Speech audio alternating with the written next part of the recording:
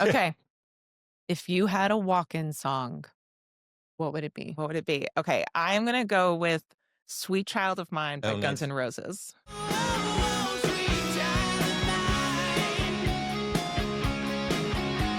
That's a good one. Yeah. Yeah. Okay. Okay, I get the +1 back there. I'm Billy Mitchell, And I'm Megan Metzger. and this is Control Alt Defense.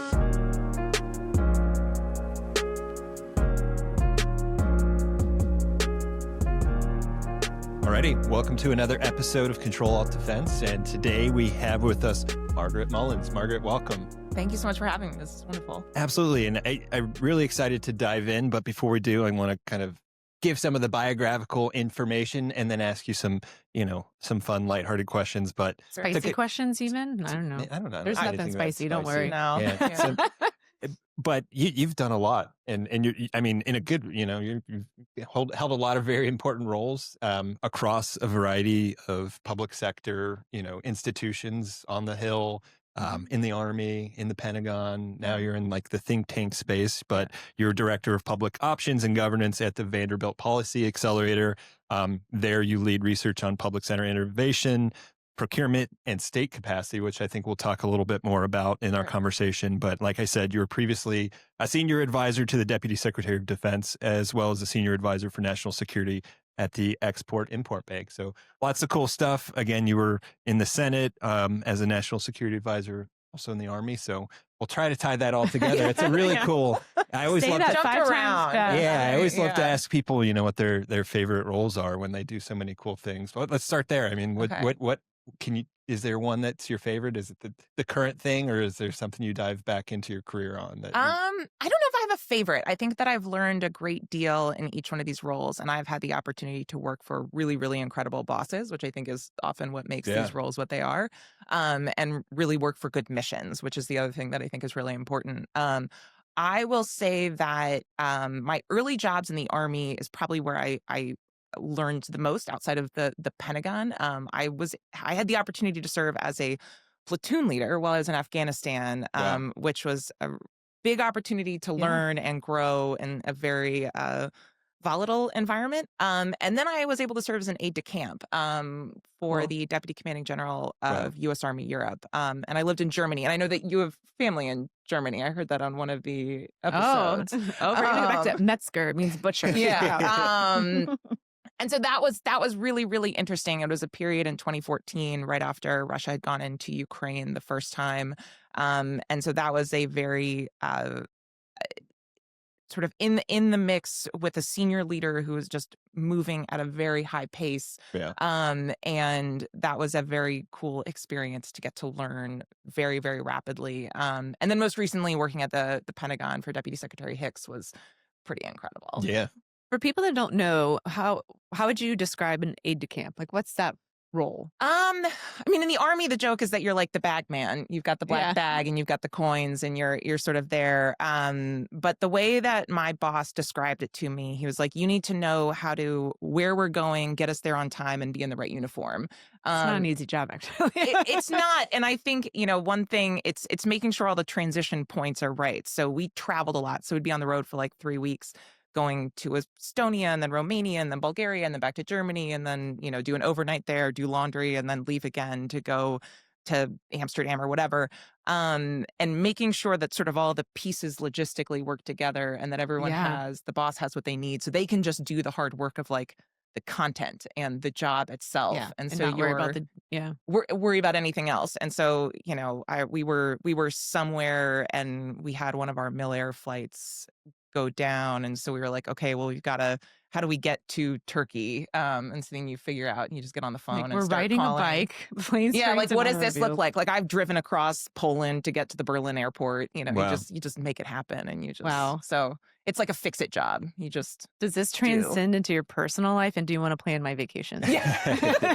I do like the logistics of it. You get very detailed very quickly, but making all the pieces work is always pretty satisfying. Very cool. Yeah. You describing, and sorry, I'm going to go on a weird tangent here, but Sure. you describing being the bag person, it reminds me of a recent movie I watched. It's not the same, but House of Dynamite. Have you guys seen House of Not yet Dynamite? seen it. And It's on my list. it has, the president's sort of guy holding the nuclear football, Yeah, so to yeah, speak, yeah. and it's a very depressing movie. But Yeah. Oh, definitely good. recommend Oh, it. good. Yeah. Good. I'll make sure to If you watch want it to then, think about Billy. the Nuclear existential war, nuclear yeah. war and the modern, like Yeah. nuclear standoff, it's That's the most pretty frightening. resounding Yeah, I was vote hoping for you a guys would movie. seen it, It's but yeah, depressing. it made me No. think there's a guy in the movie who's, Yeah. the bad guy. one of the officers who holds Yeah. the bag and Yeah. is there to present the president the Yeah. plans I for. never had the Oh. football, but Yeah, no, I know. that is. Yeah, that's a funny. very different job. But Yeah.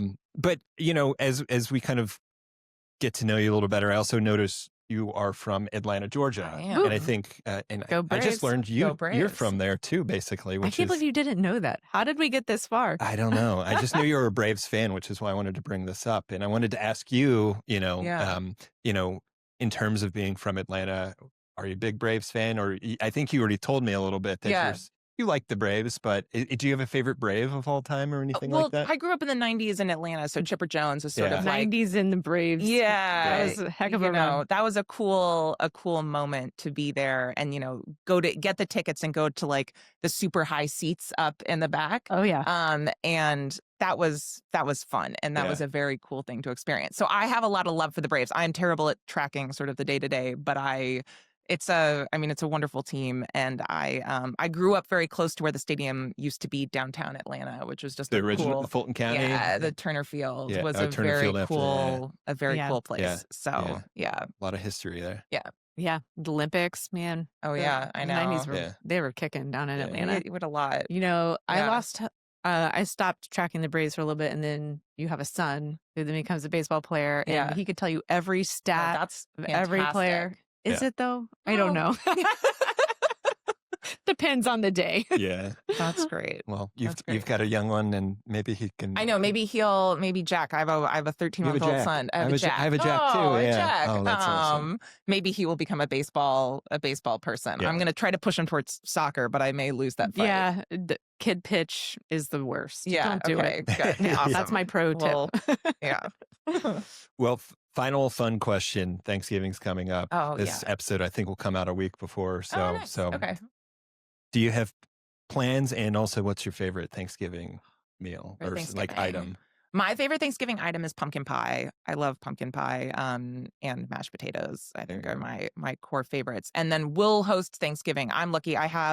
My sister lives in DC as well. She works for Health and Human Services. Oh, cool. And then my mother-in-law is here, and we have some other family. And so we'll have folks over to the house and do Thanksgiving, which will be good. And with a 13-month-old, it's nice to like stay in Not home travel. base. For sure. That's great. And brave the airport system Yeah. No doubt. with a toddler now that can walk around and just bolt at Yeah, a moment's terrorize. Yeah. notice. Yes. That's great. Yeah. Yeah, I get Yeah. that. What about you? Yeah.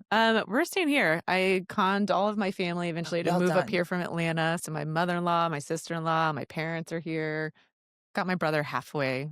So he's in North Carolina, but he'll drive up. Yeah. So Close we'll enough. keep it local. Yeah. I agree. Traveling on Thanksgiving's overrated. Yeah. And favorite Thanksgiving food? Oh, sweet potatoes, not marshmallows. We Mm. got to go Yeah. crumb topping. Yeah, more of Yeah, a agree with savory. that. No, it's That's- brown sugar, But just cinnamon. just not the marshmallows. Just not new. Marshmallows are gross. Disagree. Yeah, hot take. I agree with you Marshmallows are there. gross. Yeah. Disagree. Strong agree. Strong disagree. Well, we but usually make one half and half because the family is divided. there you go. House divided. People A house pleaser. divided on sweet potatoes.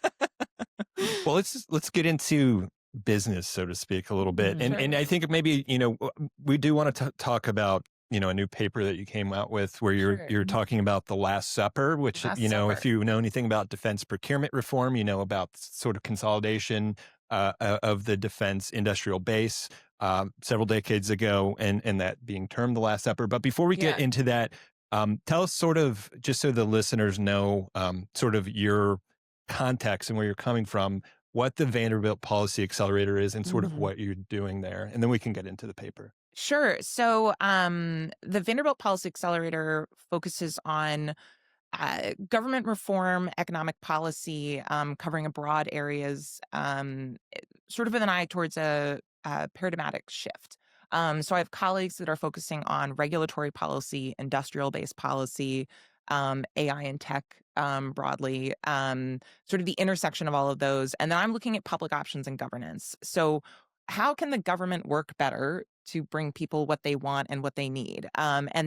And where can they provide more services, better services so that people trust the government. Trust is declining in government. And what I Mhm. am trying to think through is what the mechanisms of government, so procurement, civil service, what changes need to happen? How do we adjust these things so that we get to the answers where people feel like they are getting the bang for the buck that they need, and the end users, whether or not that's actual government employees or Yeah. U.S. citizens or companies that are trying to engage with the government, or war fighters, primarily for defense acquisition, that they have what they need. So it's sort of like the unsexy, boring parts of government that are sort of the but for clause. Without these things working, Yeah. almost nothing else works. Yeah. If you have a government that can't do anything, it's really hard for it to do all of the cool things that people know about, Yeah. if the processes and the systems themselves don't work. Mm. I mean, I'm a huge fan of this type of work. I think people underestimate the power in both good and bad direction Mhm. for policy. And we recently worked on an effort where we took all of the after action of a major, major experimentation event in Mm. one of the services. And there were 13 pages of policies that were going to block things from transitioning Yep. from a successful experimentation to actually getting to a warfighter. Yep. 13 pages. And what was fascinating is somewhere at that macro level, right? You'd want to go to the hill and you'd want to Yep. really go after it. And then, you know, 50% were self-inflicted wounds, Mhm. I call them. So how do you think about change at those different levels? You have the macro level of policy, and then, like you were saying, down to the end user. That's where I see a huge barrier. A huge barrier. And I will say, I mean, I starting at sort of like the lowest level possible as a lieutenant in the Army, and now trying to think about it in big picture. Something that I think that experience has allowed to see sort of, I've worked on the legislative side and then back into the executive branch, that you do have to fix those small barriers that, like, at the end of the Mhm. day, if it's not useful to a soldier, it just doesn't matter. Mhm. And I Yeah. think that when we talk about defense acquisition, it's one of those things where, like, you have to get the acquisition right, but you also have to do the Mhm. doctrine and the training and the fielding, and what do the units look like? What does a platoon look like that now has, Right. small autonomous drones? Like, that is a really, really important component to this, because you can get Right. all the other stuff right, but if you don't If we have can't use it. if you can't use it, then it doesn't matter. And I think that is something that's really important. And then having the wherewithal to say, okay, we're not going to put a band-aid fix on this. We're not going to say it's just this one thing that's wrong, because it's usually not just one thing that's Right. wrong. Yeah. It's probably a lot of things that are wrong. And it's probably a lot of Yeah. policies that are there because at some point they needed to be there. And Yeah. there's probably like a good reason for them being there, Yeah. Or there was at or one there point. was a good reason for them Yeah. being there. And so being able to say, okay, I'm not going to assume bad intent, but how do we take these, and then we go to armed services, we go to the appropriators, we go to individuals, and we say, Yeah. like, here's what is necessary to change this. If you want to get to X, you have to reform these, because Right. otherwise you're going to put it on either soldiers or PEOs or whoever Right. to manage risk, to accept risk that they are not structurally, it's the wrong allocation of who should be taking ownership of Right. these things. Yeah. And I think that is one of the core barriers. Oh, absolutely. And it shifts the risk to the people with the most to lose, Mhm. Yes. right?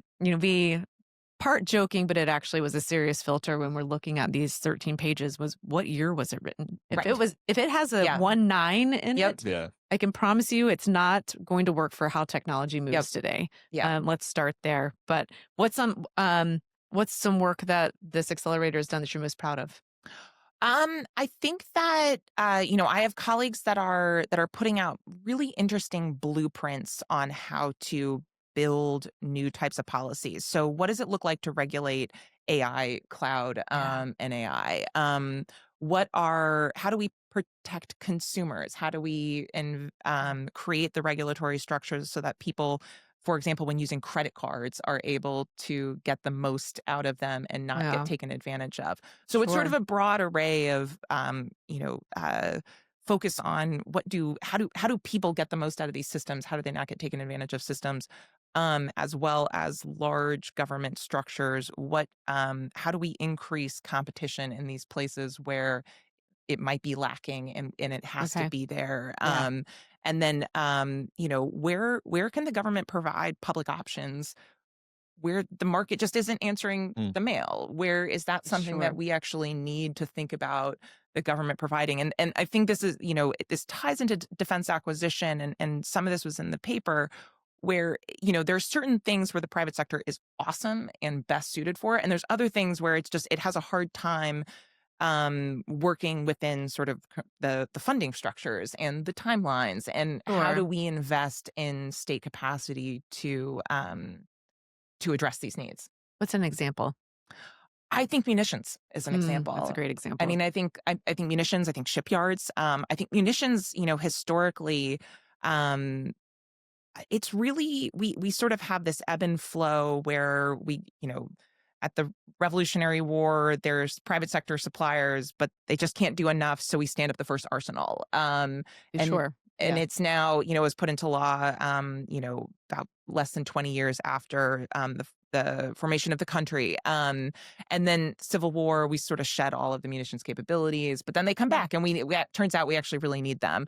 We do the same thing at World War II, World War One, World War II. After World War II, they're sort of like we get rid of all of our capacity right after the end of the war, and Yeah. realize that with the start of Korea, that it was like, oh, actually, Oh, we need all of this Mm. shit. We stuff. needed that. We needed that, and it's Yep. really, really hard to turn things back on. We did it Yeah. Vietnam, and now I think uh, when it became clear that there just was not the manufacturing capacity to meet the needs for Ukraine with 155 rounds, it's like, oh, right, like maybe we shouldn't have privatized all of these in the 90s, because it's one Yeah. of those things where munitions Yeah. becomes a pay for in a budget cycle, and so you cut funding to these programs.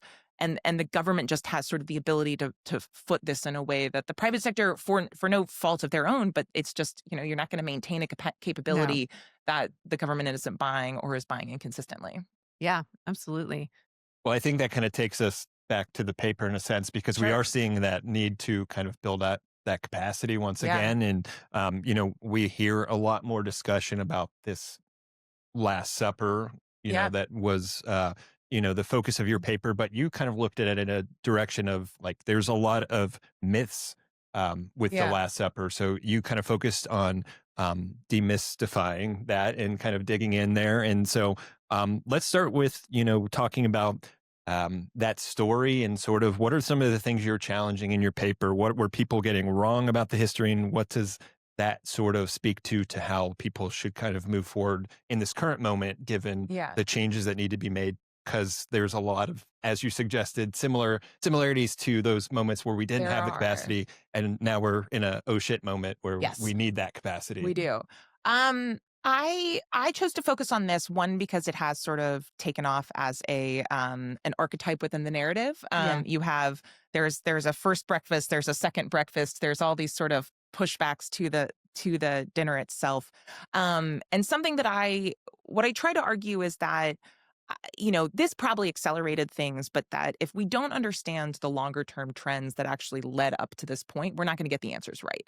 And that by focusing on a specific moment in history where Les Aspin and Bill Perry pulled together all the heads of the defense contractors, defense at the moment in 1993, and says, hey, and like we're not going to increase the budget. There was an enormous jump in government funding from about 1980 to 1985. Primarily in procurement, and it was a Yeah. jump in procurement funding in the early 80s. And that the budget just wasn't going to continue. The American public wanted a peace dividend coming out of the end of the Cold War. And that was, it was a really important moment that happened. And, Norm Augustine, who was at the time the head of Martin Marietta, later Lockheed Martin, coined the phrase "the Last Supper."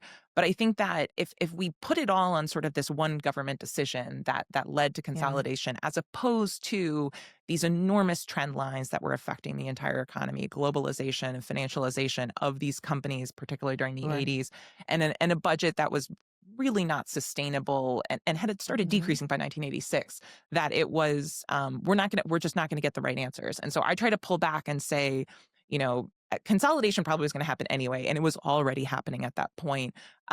Resilience we don't pay for it. We don't buy it. Yeah. David Norquist testified before the House Armed Services Committee a couple months ago, and he was like, if you want companies to like have extra stuff on the side, you have to You have to buy it. you have to buy it, and you have to put it into Absolutely. contracts. And like, we're like, well, why don't they just do it on their, well, of course they're not going to do it on their own. Like, that's not how this is going to run. And so that moment also coincided with a narrative around the government wanting to run more like a business. And I think that is not a particularly useful narrative. And I think that there's lots of things that the government can learn from the private sector, but a focus on deregulation and usually just cutting numbers is not the best things that government can take actually from the private sector. And so that is sort of my starting point. You do hear a lot going around the building in particular about act like a CEO, make decisions like that CEOs would make. And like that is also asking a whole population to act and move like no one has that experience in the building unless you're working with the private sector. But I think like your points are really valid. I mean, globalization is not slowing down. Like all those trend lines are happening probably at an even bigger rate and scale today. But I've seen a big push for new business models. Let's get together the defense industrial base. Let's talk about our business models. And I do think we need to evolve them. And then I see new startups popping up, but some of them are building weapons, munitions, and things like that, where I pause and I do think, do we want that to be built by the private sector? Because, to your point, if the government doesn't buy it, and they built it off their own dollar, they're going to sell it too. And it might not be who you want it to go to. So we either need to buy it or we need to not ask for a different business model. You can't have both, right? Yes, no, absolutely. And I think, some of these it was interesting going back and doing some, reading the Defense Department pulled together hundreds and hundreds of papers on acquisition history. And there's all these fascinating trend lines across history. In the 1950s, the focus was on cost plus contracts. Then those were really expensive. And they were like, we hate these. We're going to go to fixed. I hate them for what it's price. And so in the 60s, McNamara was like, we're just doing fixed price contracts. As it turns out, those are really hard to do as well for new technologies. So they were like, we're not doing those anymore. Just go back and forth. And there's this pendulum. And Jack Gansler, who was a reformer for a number of years and was at think tanks writing about defense acquisition reform in the 1980s, and then became the undersecretary for R&E under the second term of the Clinton administration. And his focus was like, well, none of them work if you don't manage them well. Neither form work, and neither is a catch-all for the problems. And they both have their flaws. They both have their benefits. But being really discerning about when they should be used is sort of the key actual problem. And people want to turn to them as a fix for things that they are not. That's not what they're designed to fix for. And like whenever we are trying to, the Obama administration, for example, wanted to cut back on contractors and try to, instill defense savings. And so they turned to fixed price contracts for a variety of things.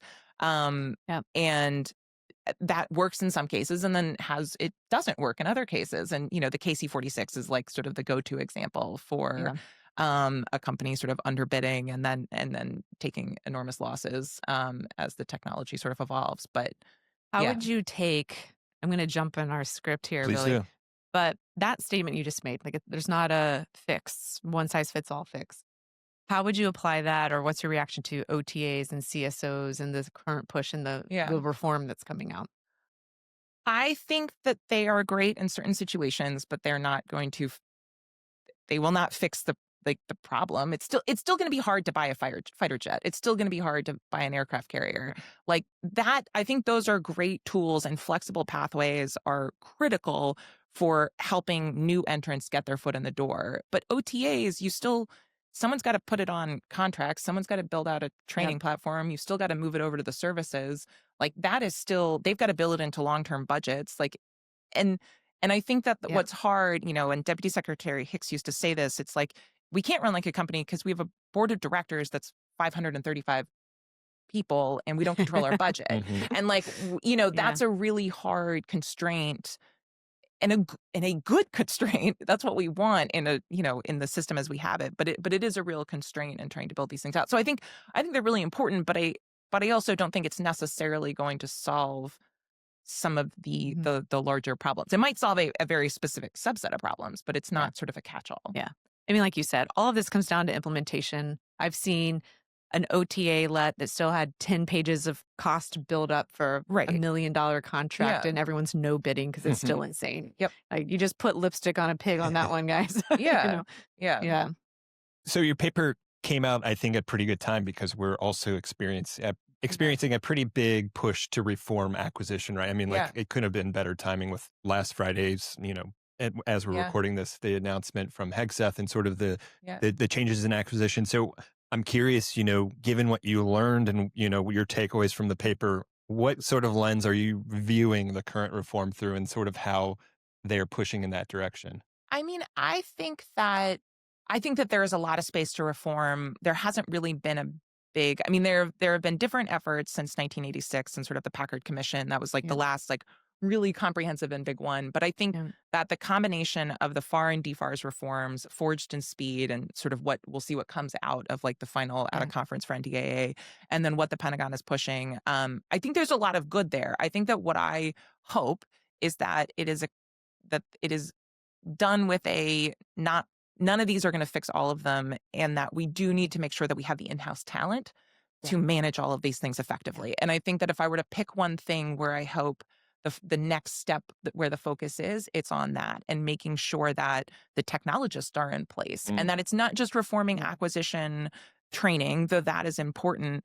And, Undersecretary Duffy said this in one of the recent interviews, but that it's also probably getting more people in there. Yeah. This Yeah. was the case for and Doug Bush, he also gave interviews to this, and as a member of the last administration, that you have a lot of people doing more things, and it's really, really complicated, particularly if you're Mm. expanding, changing all the regulations, expanding what a commercial technology is, lowering or raising Yep. the TINA thresholds, and sort of Yep. changing all of these things. That may all be good, but it also increases the managerial burden on acquisition staff. And it makes, if we are going Mhm. to allow people to accept more risk, one, Congress needs to be on board with that. And two, you have to make sure that people have the Yeah. capacity to do that. And I think that what I worry is that you change a bunch of stuff, but then the underlying apparatus stays the same. Yeah. And it's really hard for a system to absorb that. Yeah. I I always say big reform breaks down at the tactical level, Yes. because you could have senior leaders bought in principle and theory, but if we don't put pen to paper differently, it's all for nothing. Yeah. But to your point, how do we build the tech savvy workforce that we Hmm. need? And a tech savvy workforce, in my mind, is your contracting folks. They need to understand how Mhm. fast tech's changing, because you don't buy AI the same way you buy a fighter jet. Sure. And your budget folks, and how do we get them to the right level? We don't need them to be data scientists, but we need them to understand. I'm curious your take. Yeah, I mean, I think that this is probably the hardest thing. And this is back to sort of those unsexy mechanisms like personnel policy. Personnel is policy, and personnel policy determines everything else you can do. And I think Yeah. that bringing those people on and having really tough conversations about build versus buy as well. Mm-hmm. There's Yeah. Jen Palka wrote an amazing book called Recoding America. Mm. And I talk about it a little bit in the paper. And, the moment in the 90s where we wanted to the government to act more entrepreneurial and push things out was also this great shift in the tech community on the commercial side. And so we outsourced all IT capacity, and now Yeah. we're surprised that the government Like, doesn't have yeah, IT people. Yeah. some brain drain went on. Yeah. Yeah, and so I think that I was listening to one of your recent episodes where Catherine Kelly was talking about the Marine Corps building their own personnel system, and I Yeah. thought that was really, really interesting. They, by bringing that in house, have the ability to say like, okay, how do we want to run this system? What are all the pieces of it? And they Yeah. they sort of inherently pull in the capacity that they need. And so I am not saying by any means that everything needs to be brought in house, but Secretary Yeah. Driscoll is pushing for right to repair within the Army. That means you got to also be able to To repair it. repair it. Yep. And so, but Absolutely. what does that look like? And I think that having been deployed as an Army officer, I think you want to be pretty resilient and self-reliant as a unit once Right. you're sort of pass the wire. And I think that that's something where it's one thing to have a lot of dependencies at a very strategic level. It's another thing to have a lot of dependencies at the tactical level. And so I think Yeah. that a strong focus on one, retaining talent, and two, recruiting talent to pull people in, and not equating efficiency with fewer people is something Yeah. that we should Yeah. focus on. And right to repair is a fascinating topic to me because everything is so much more complex. Yes. Turning a wrench to repair something is wildly different than your software system to Yeah, of control the course. counter UAS launchers. Yeah. That requires an incredibly different skill set. I'm not Mhm. saying it's impossible, but and it's needed because you don't want to be stuck out there. You've been in the front lines, but how you tackle that without really building in that tech awareness and education will be hard. And I go back to the concept like training and contact. Like you Yeah, need that's yeah. Mhm. that's the only way to do it. Yeah.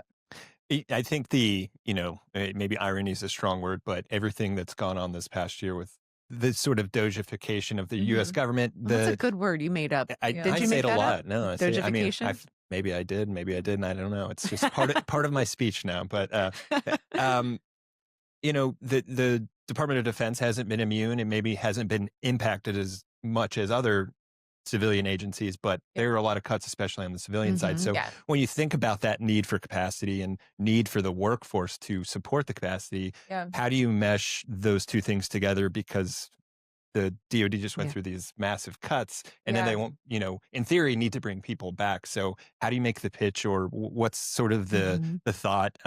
It makes sense, but how do you get people to come back? After so many people have left.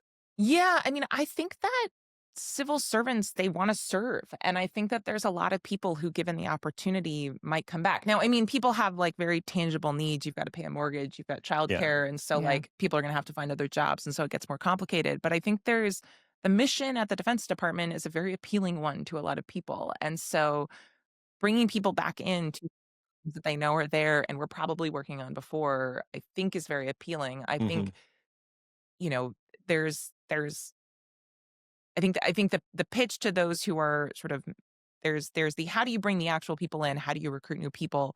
But I think there's a lot to be learned from the 90s actually, where we sort of did this under the Okay. National Performance Yeah. Review, and Interesting. a lot of the FASA was passed, and then Klinger Cohen was passed, and you had basically the full bucket of reforms that was a focus on commercial technology, moving faster, relying on prototyping and testing at a faster rate, Hmm. building, one system and then sort of Mhm. being able to build it out, which sounds a lot like what we are pushing for today. Yeah. But the system wasn't able to absorb it. And so I'd almost say, like, don't do it again. Don't Yeah. build laws that revert back to these structures, which well intentioned at the time. I think there's a debate to be had about whether or not we tried to push too much out of the government, versus sort of keeping some of that in house. But at the very least, make sure that we have the people in place to do it, Yeah. because it's just not going to work otherwise. Yeah. Yeah, I know you spent a lot of time with Deputy Secretary Hicks during the Sure. replicator kind of Yeah, phase, yeah, and that's yeah. another area I know that we need.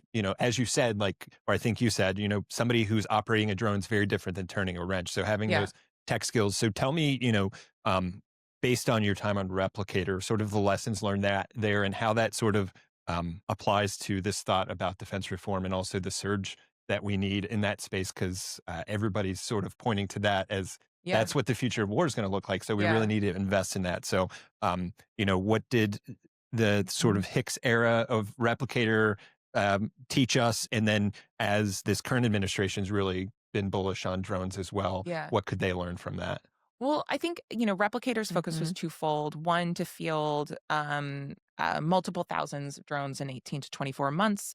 And then the second was to create sort of the institutional knowledge to repeat that process. So it was replicate the systems, replicate the process. And I think that Deputy Secretary Hicks, having spent so much time at the Pentagon, she is a master of the bureaucracy, and she is just an unbelievable person to work for. And I think that there is very little substitute for senior leader attention on pushing things through the system. Sure. And I think that some of the structural reforms that are now coming out of Secretary Hegseth's recent announcement seemed sort of similar to sort of Mhm. what Replicator was working within.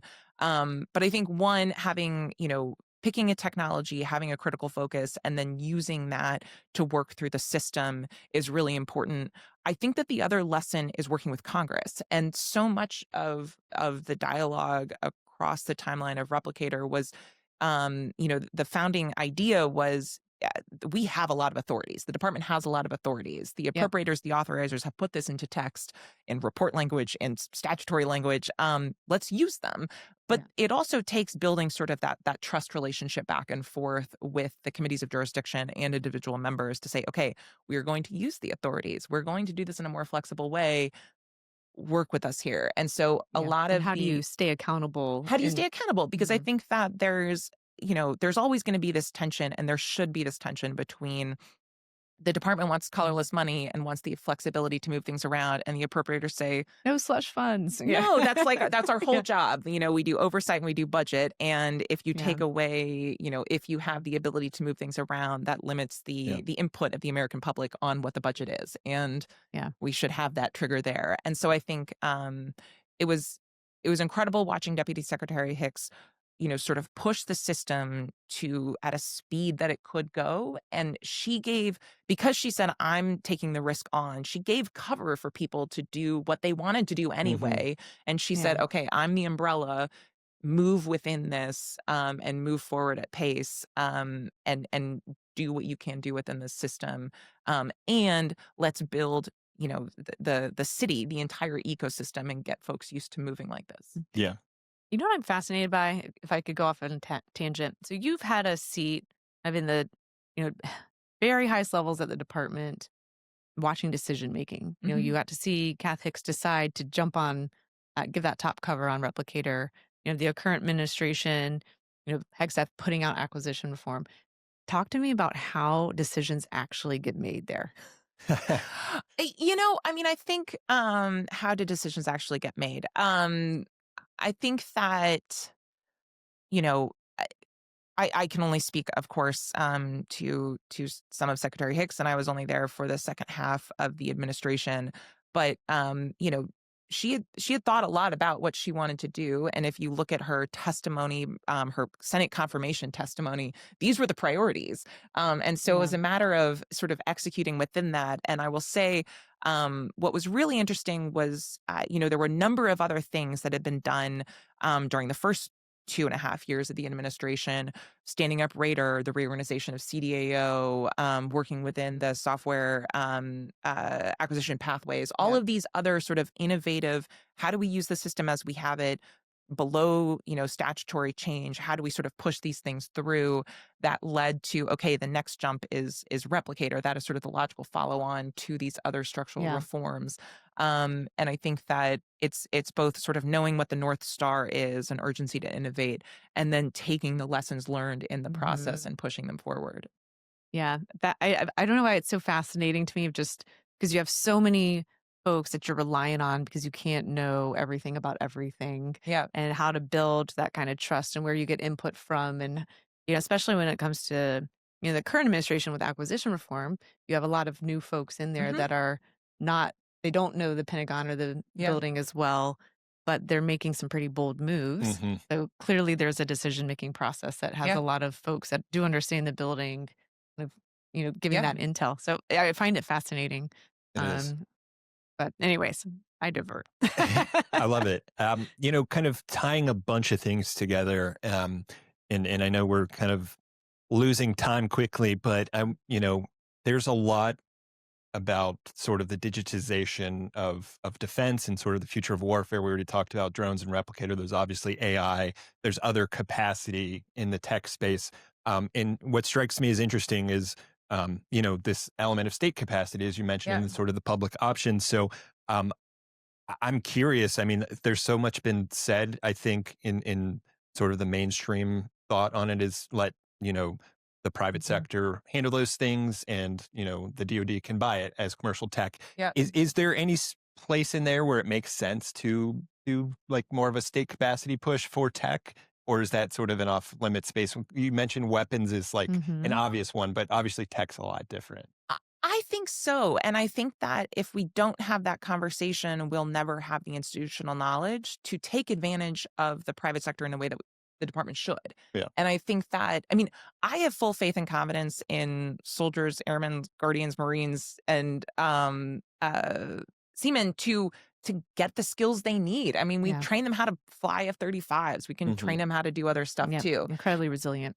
Like, and I think that there is, and the Army, it's like you still got to learn how to read a map. Like the GPS is going to go down. Like figure out Yeah. how to do these things. And one, I think that if we don't have a very active conversation about what the government should do on its own, you there is just like there's a resiliency tug there, and you end up with Mhm. structural dependencies. And not that, this is not a case that to say that the government should build everything, but I think that we should allow for the conversation to be had. I mean, I don't think any major company is not going to say, okay, let's outsource everything. They're going to have conversations around what enterprise systems that they Yeah. should build Yeah. themselves that happen to be particularly Yeah. bespoke to their mission, or things where they have to own the underlying algorithm or data sets, and they can't risk not having access to those.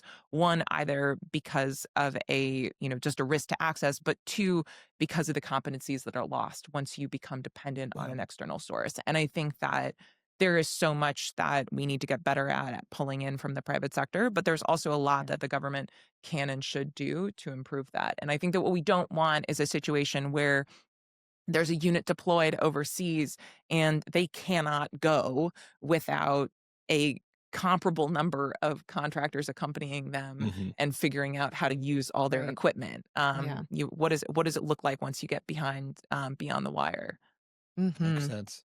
I've had a lot of conversations with heads of R&D and S&T and labs, especially with this push for commercial technology. And to your point, how does R&D inside the department look at things industry can't build, won't build, or shouldn't build, and Yeah, focus there and find the complements to pull yeah, in? And it's just a totally different way of thinking Yeah. than they've ever really tackled before. yeah. So it'll be It'll be interesting it'll to be see. interesting to see. Yeah, yeah, Yeah. yeah, yeah. Well, I guess sort of in closing, given all that we've talked about, starting with the paper, what VPA Vanderbilt Policy Accelerator does, and sort of what has been going on in the Pentagon in the last few months, what's sort of the future approach, the path forward, or where do you see Yeah. things going next? Well, I think, I will probably hold judgment for about a year to see where the legal changes, the regulatory changes, and the Sure. structural changes kick out. I think there is so much movement, and I think it's wonderful to see this much attention being paid to something that is often considered a back office function. And I think that is a really important thing. I think it's hard to know at the moment how all of these changes are going to overlap with one another. Mhm. And I hope attention is paid to sort of helping like the implementer the furthest way down at the tip of the acquisition spear, so to speak, getting them, up to speed on exactly how this affects them.